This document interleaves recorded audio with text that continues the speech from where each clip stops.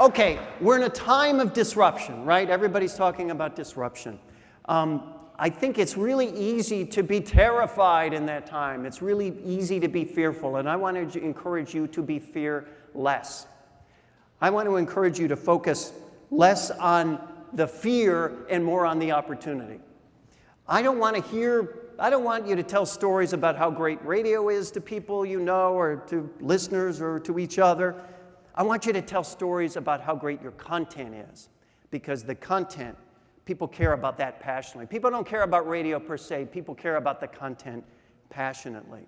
And this time, this disruptive time, is the most exciting times of our professional career, bar none. This time, this moment. That's it. I want to begin with a proposition. And the proposition is,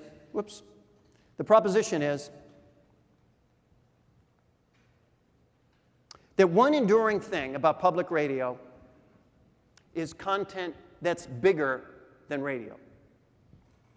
Bigger than the distribution channel called radio. Because the best content is unbound by distribution channel. The best content moves beyond the earbuds, the speaker, the dial. The best content is bigger than all of that. The best content is big. What happened to big? Remember big? We seem to be in an era of small, personalized right now. What happened to big? I remember when I was a kid, growing up in the 60s and 70s, I had a favorite animated cartoon show on Saturday morning, a favorite show that was more important to me than any other. And that show was The Great Johnny Quest. Some of you will remember that show. Right, see? Johnny Quest, a young boy voiced by a very young Tim Matheson, and his friend Haji, and his dog Bandit, and his dad, the scientist Dr. Benton Quest, and their bodyguard Race Ben, and together had adventures across the globe. By the way, yes, this was an era when cartoons had people shooting other people, and they died, and it was great, and it was for kids. And look at me now, right? So there I was with a bowl of Captain Crunch berries on my lap on a Saturday morning in my pajamas, watching the console, right? The big console, 4 channels, no remote, and it just took me away because I was Johnny Quest. You were Johnny Quest. Johnny Quest was big. What happened to big? What happened to big? Is it that we don't want to be big anymore? Is it that our desire is too small? We want to have our own personalized experience now? We don't want to join in a more communal experience? Is that we really don't want to come together to be part of something that a lot of other people love as much as we do? Is that really true? Is it really true that this era of Pandora, personalized music, personalized Spotify, personalized iTunes radio, personalized experiences, personalized news feeds, is that my own name on a bottle of Coke? You mean I can buy a bottle of Coke? It could be the wrong bottle? I don't want to drink the Abbey Coke. That's the wrong Coke. Is that really what it's about? Is it really true that I want Bat Me or Super Me rather than Superman? Or in this case, Super Crackhead Me? Is that really what we want? Or do we want something bigger than that? All of this springs from the philosophy of the long tail. You're familiar with this notion. Let me explain it real quick. The long tail has 2 parts, the short head and the long tail. The short head is where the hits are, the blockbusters, the things that most people are passionate about. And the theory went that that long tail is going to be less and less important over time as more and more people go down, or rather the short head will be less important as more and more people go down the long tail and find their perfect this, their perfect that, their customized this, the one ideal that, right? That ultimately there will be more people going down the long tail will be longer and taller, fatter, and more revenue will derive from the long tail. It'll overwhelm the revenue of the short head, which increasingly gets smaller over time. The problem is that while that may make sense for the Amazons of the world and the Netflixes of the world, that's the producer's side. What about the consumer side? Is that what we want? Do we want the personalized more than the general? Do we always want the perfect for me more than the hit? Let me illustrate the point with some evidence from the music industry. The latest data available is 2011. In that year, there were 8 million different digital tracks sold. 8 million different digital tracks. sold in 2011. 94% of those titles sold fewer than 100 copies. These dots represent 8 million titles. That little red thing in the far up-hand corner, that's the fraction that sold more than 100 copies. The vast majority of stuff in that long tail moves almost not at all. In fact, 74% sold fewer than 10 copies. 32% sold exactly 1 copy. 1 out of every 3 digital tunes sold only 1 copy. That means even the artist's mother didn't buy one. Talk to Spotify. They tell you that of their 20 million tracks, 20%, 4 million, have not been played at all. What's the point of a long tail when there's nothing there? That's the long tail. Let's focus on the short head. The short head where the blockbusters live. 80% of sales come from the top 10,000 albums. 50% of sales come from the top 1,000 albums.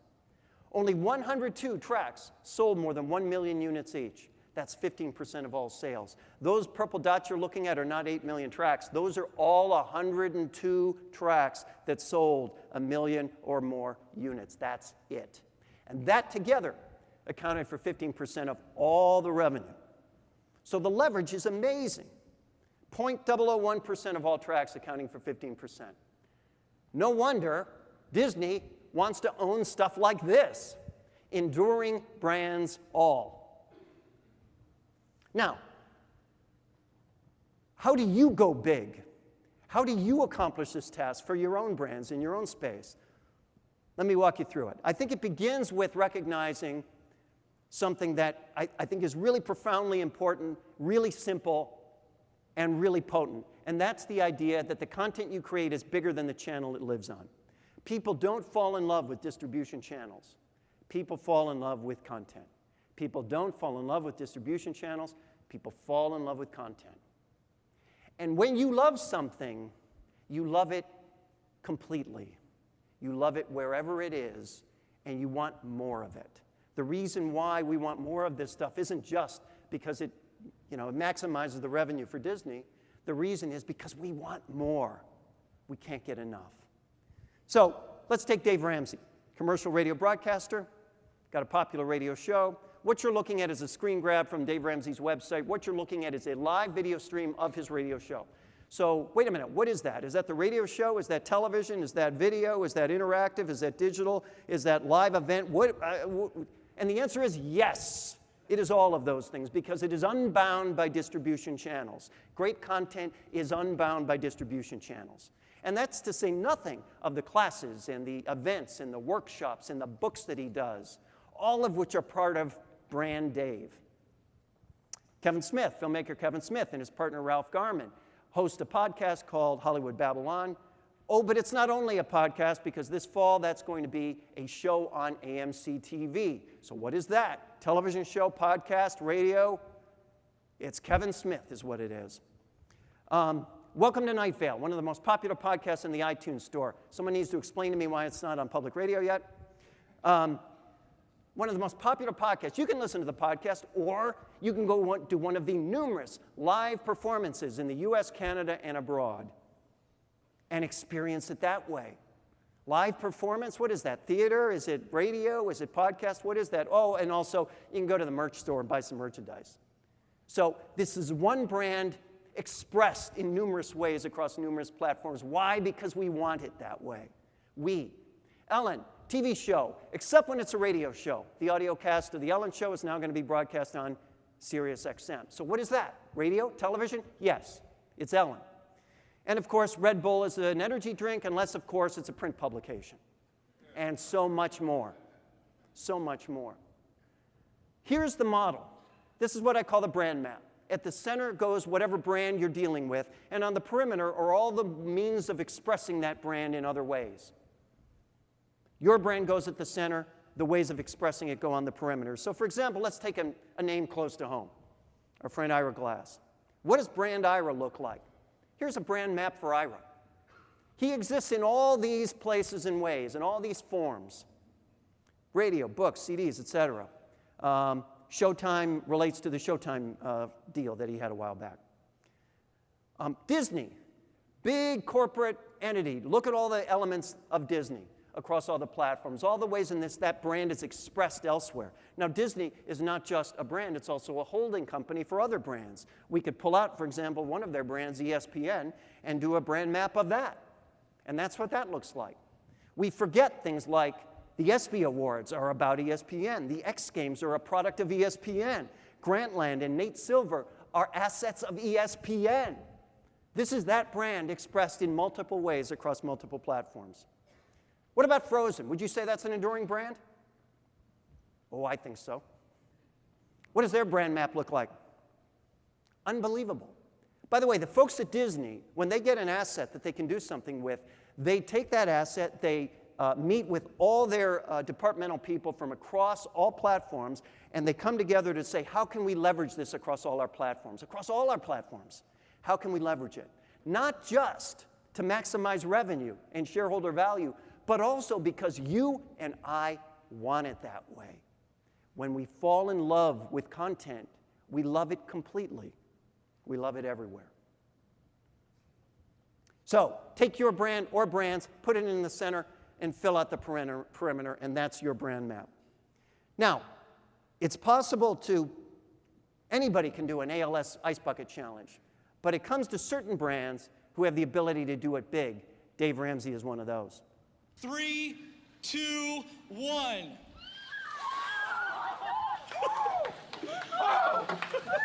Oh my gosh, oh wait a minute, it's not over. The whole company's in. We're challenging Churchill Mortgage and LifeCharts.tv. Craig Rochelle, we challenge you. We challenge Mike Hardwick.